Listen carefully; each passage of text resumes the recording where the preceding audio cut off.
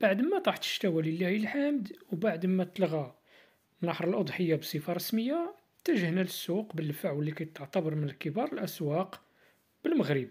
الحاجة المهمة والأساسية اللي اكتشفنا هي أنه البياعة، سواء كانوا شناقة أو كسابة، صبحوا ظريفين لواحد الدرجة ما تتصور مع الشراية.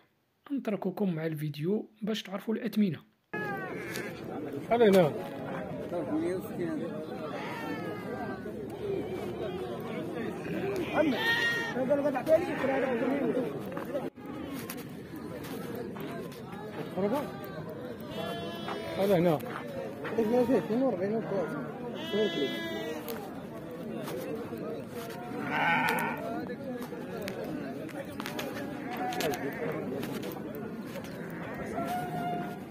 خلي هنايا